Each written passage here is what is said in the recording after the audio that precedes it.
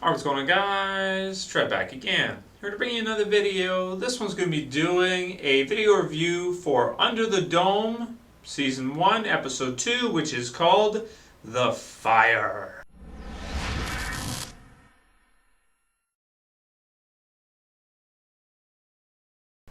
Alright, so for this week's episode, I wasn't really sure what to expect after the series premiere. Of course, if you guys watched my review for Under the Dome, Season 1, Episode 1, you know that I thought it was a fantastic premiere. Now, when this episode started, I was kind of... See, the thing is that premieres are usually always good for most shows. I mean, if they're bad, then the show's got no chance. But just because a premiere is good, like the first episode of a show is good, doesn't necessarily mean that series is going to be able to maintain that level, all the way through in the regular episodes. Because a lot of times you'll have a big season premiere and then you'll have a big season finale. But a lot of times the episodes in the middle can be kind of, I don't know, tend to kind of lose people. Now, at the beginning of this episode, I was starting to feel like that might be the case. Like the pacing was a little bit slower, and I was kind of like, this is okay, that type of thing. But I think it's really going to slow down a lot now after the premiere, and I was a little bit worried, thinking that maybe the show wouldn't live up to the hype and everything like that, and set the same standard as the first pilot episode, which was an awesome episode.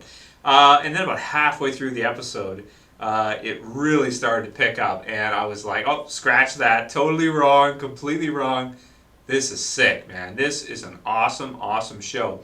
And it didn't let down from about halfway through the episode all the way through to the end of the episode. Minor spoilers. I'll try not to spoil too much, but maybe a few things here and there.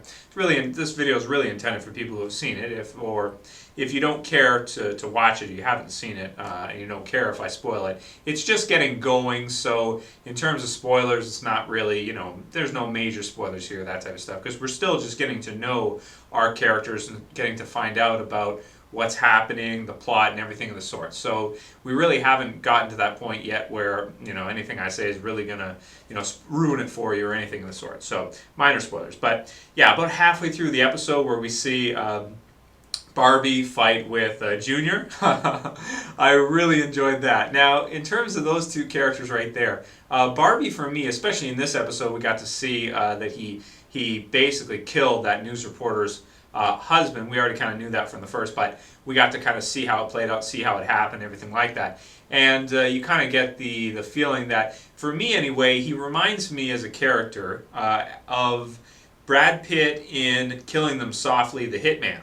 Drives a cool car, a black cool muscle car. He looks the same. His hair is like almost the same haircut, except not slicked all the way back. But he just, for me, reminds me a lot of that. Not that he generally is a hitman because he's ex-military, but he seems to be hired by somebody maybe in drug trade or something of the sort, and was there to collect or there to do something and get that news reporter's husband to pay up or whatever the case may be. So kind of like one of those rugged tough guy type characters, which is cool. And at the end too, we saw him take that gun away from the cop too, which was cool. So he's a really interesting character. I like him a lot as a character. Probably one of my favorites from the show so far.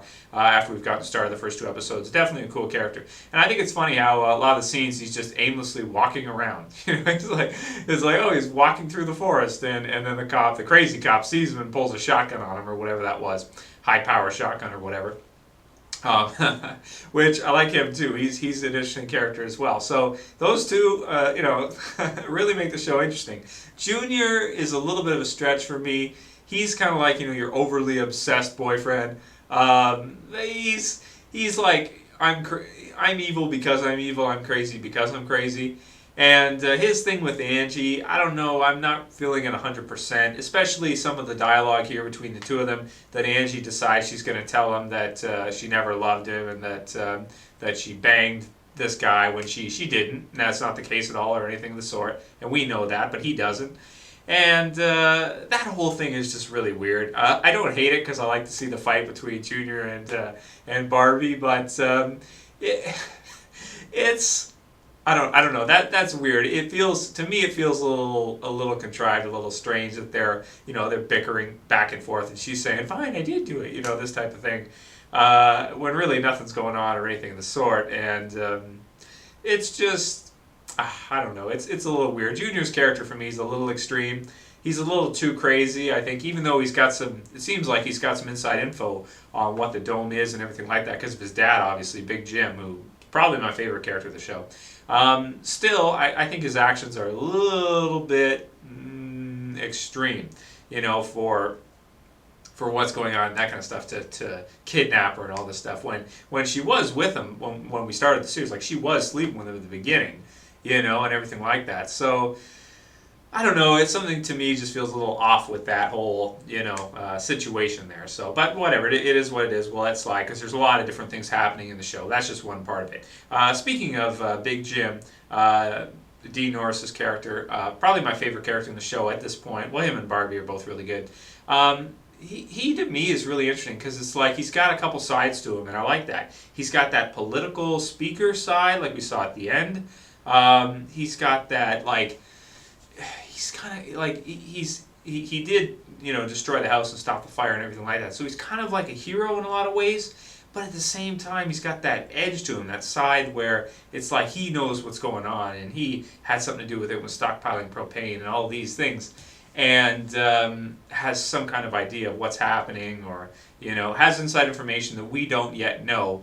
At least none of us who have just seen the show and have not read the book. By the way, anyone who's read the book, just like last week, please refrain from commenting and ruining it for the rest of us because we're still finding out what's happening. We don't know yet. But he to me is one of the most interesting characters in the show, and I really like when he came to the rescue at the end there with the bulldozer, even though he was going to leave her to die. So he's got that. He's a really interesting character. He's got the edge.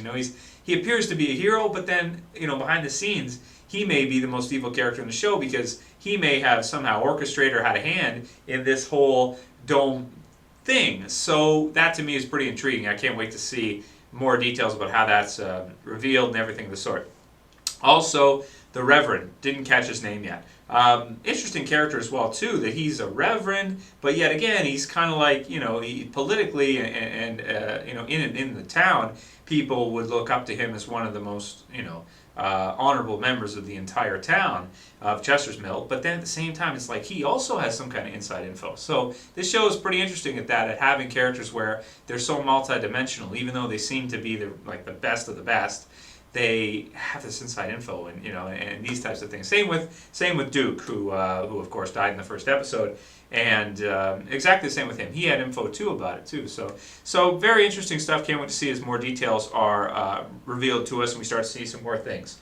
Let's see, Joe with his dog Truman. He's another fun little character. I like that he's kind of got the math thing, and he's using trig, and he's trying to map out, at least map it out so they can get some kind of idea of maybe the dimensions of it or this kind of stuff. Could be useful to map it out and have some diagrams just to understand it, maybe distance and things like that, and try to approximate based on angle how tall it is and things of that nature. So I like him as a character too, kind of get that smart kid in school type feel from him, which is cool. And his friend too, the biker kid with the long hair, is funny as well. So I liked all of that. Let's see here. The ending of it was a lot of fun with the fire and everything like that, seeing the cop go crazy and Barbie take him down, as well as him shoot off. And in this episode we lost another 2 cops. So really all we have is Linda now.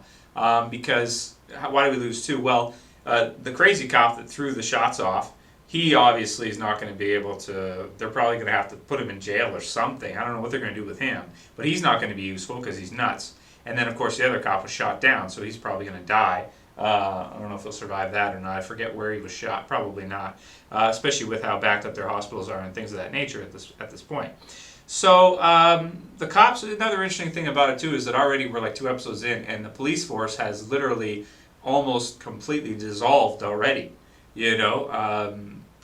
pretty much. I mean, you have Linda left, and then maybe, we don't know if there's other police officers as well. But for 2,000 people, and you've lost 3 cops already, how many cops would you have for 2,000 people? 4 or 5, maybe? I mean, I don't know, and maybe one of them's outside, or her husband, Rusty, or whatever, he's outside, so she might be the only one left who's a cop. So that again, is another interesting element, too. Let's see. I mean, there was lots of other things that happened in the episode, but those are the things that stood out to me, and I don't want their review to go on for too long, because people tend to not watch it all the way through anyway. So, most people anyway.